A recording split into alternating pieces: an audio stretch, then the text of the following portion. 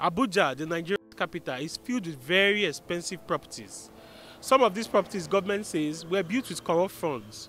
We hear from a man who is in charge of recovering these properties for the government. We also hear from people on the streets.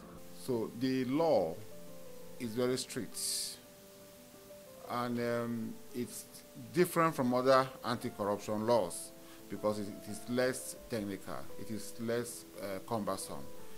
The law says we have the power, or the panel has the power, to investigate the assets of public officers. And if you look at the Constitution, public officers include those in the executive branch of government, the federal government, both at the federal and state, and even local government, the three tiers of government. Those in the legislature, the National Assembly at the federal level, the state houses of assembly at the state level, and even the local government legislative council, and then the judiciary. And then if you look at section 2 of that law, it says it also applies to private persons. So you investigate the assets of any public officer, or any private person, or any banker who has acquired assets that are inconsistent with his legitimate earnings, or that are beyond its means, or where the money is gotten from illicit, sources. Illicit sources could be drug trafficking, it could be money laundering, it could be stealing of public funds, it could be financial crimes, it could be economic crimes, it could be even crimes that borders on national security. It also says anybody who has contributed to the economic adversity of Nigeria. That means economic sabotage. It applies also to those who have corruptly enriched themselves, if you have enriched yourself corruptly, and then those who abuse their office, and then those who fail to comply with the code of conduct provisions in the Constitution. Code of conduct says you have to declare your assets. You should not engage in any other business while you are holding public office, and so forth and so on. The country was dirty. Corruption has become pandemic. Corruption has become endemic. Corruption has become cancerous. And so if you want to fight cancer, you have to apply so many chemotherapy and so forth and so on. So you have to fight it seriously. Because it is a scourge that spreads fast. So you have to fight it drastically. So because this government wants to fight corruption drastically, this panel was set up. Well, there are people who their houses are not supposed to seized, such as those who has not worked in the government before. Okay, if I may ask, why should such people's houses be seized? Or people who have not steal their money? Or before you can even say you want to see somebody's house, you investigate to see if really the person has commit or not. First of all, government are not ready to fight corruption. They only fight for their party. If you are not belonging to APC, you are corrupt. And if you are belong to APC, but even though if you are the owner of the whole houses in Abuja, nobody care, which is not corruption. That is not the definition of corruption. Corruption does not know which tribe you are, which religion you are, which party you belong to, where do you work, corruption means they should do the verification. How do you get your money? What are you doing to get the money? How do you make your profit? What are the type of bank you are operating? The accounts, the businesses, then where do you work, where do you stay? That is corruption. So corruption does not mean if you are not in APC again, then they should be pursuing you. What are the results of corruption in Nigeria today? Nothing. I know that the mandate upon SIPP is quite sensitive, but I believe that the panel itself needs to be more transparent and accountable. in the sense that when they investigate a particular issue, the Nigerian people have the right to know progress reports. And I think particularly they need to come out strong and tell the Nigerian people how much they have recovered so far and how much has gone to the Nigerian treasury. I want to commend them for their work, but particularly they need to engage civil society more so that we can amplify the good work that they're doing and give them concrete feedback on how they can strengthen their engagement as they tackle corruption and recover Nigeria's loot. You have seen that recently we have been in the news about some people who think that they are untouchable, and we have touched them.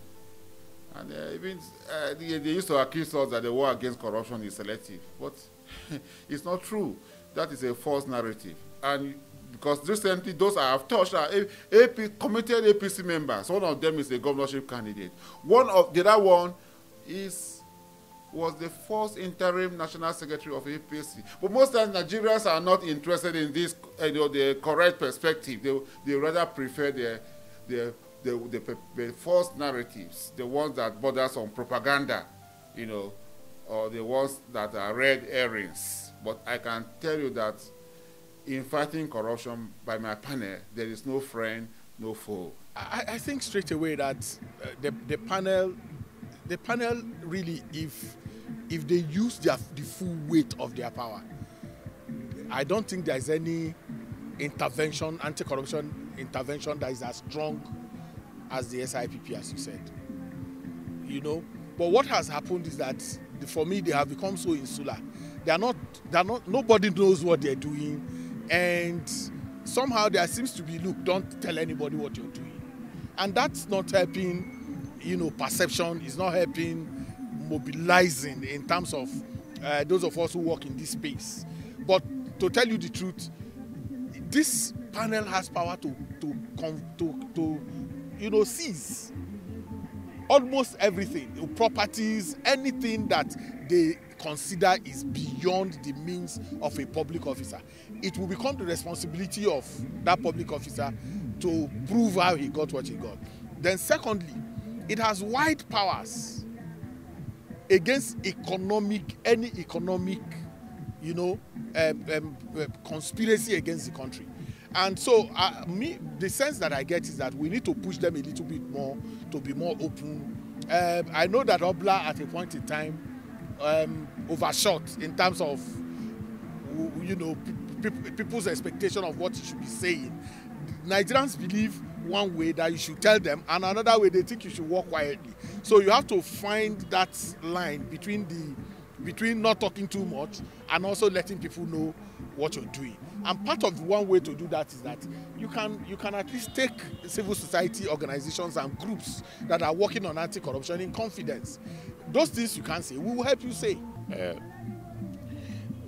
I think that the biggest challenge that I have seen, and it's not just with this panel, it's with this government particularly, is that you see a contradiction between good intention and then you take a necessary first step, and then once you have taken that step, everything then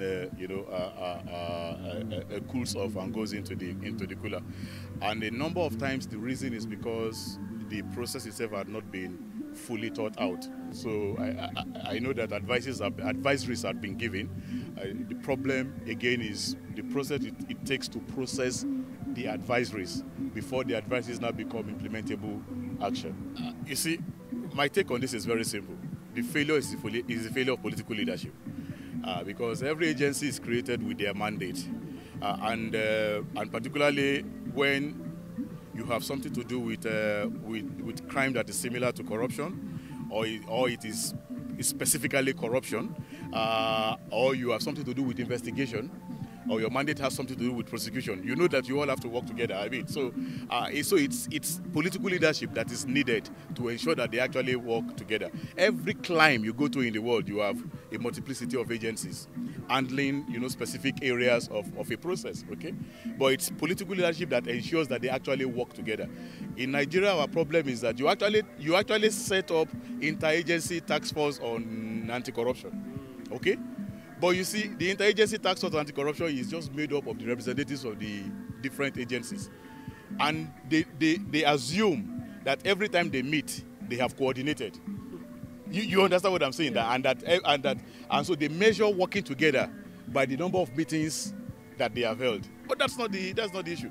Working together requires that it means you are planning together. It means that you are running operations together. It means that, so if we say we are going after this case, you are the investigative authority, for example, and you say we have a case here, right from the beginning, you are carrying the prosecuting agencies, along. So that by the time you are finishing your part of something, you are handing over in a seamless manner, to them. That's the way coordination happens. Unfortunately, what is happening, because there is lack of political leadership, you find every agency now competing for turf and saying this is my territory, this is your territory, and the rest of that, which ought not to be. So if you ask me, I think it's the failure of the Ministry of Justice, which is the supervising authority for many of these. Is the failure, is a political leadership failure at that level. I'm interested. I've never been bought over by this partisan crap. You know why I call it crap? The onus is on the corrupt to say I'm not corrupt. If somebody says, Jerry, you are corrupt, I don't tell the person who told you that you are corrupt to shut up. It is you that was said that you are corrupt that has the responsibility. So I don't think that those who claim partisanship are doing the anti-corruption fight any good. The reason is very simple. If they say you are corrupt, prove that even if you are taken to court, it is the responsibility of the court to say, okay, this man said you are corrupt wrongly. But you don't shout and you don't blackmail them and say don't, because you are a member of APC. In many countries, it is government responsibility to fight corruption. And if it is democracy, some of the people who will fight that corruption will be members of a party. If their own tenure leaves, become partisan, we will get more and more corrupt people. Imagine that Obasanjo was partisan and hauled all corrupt people in a partisan way to jail. And what's his name? Yaradua came and became partisan, hauled corrupt people to jail. Jonathan came, hauled corrupt people to jail. Buhari comes, hauled corrupt people to jail. You will have narrowed the gap. So the question is not partisanship. The question is, how forthright are you? How honest are you? How diligent are you in handling public trust? That's the question. So all this partisan thing has been with us. Even if you become the head of an agency, they will still find out the reason. Because we are naturally, we think nepotically in Nigeria. Everybody has a link. The reason why you are doing this is because of this. The reason why we will never get out of that. But those who have responsibility to do the work should do it with their conscience and within the confines of the law.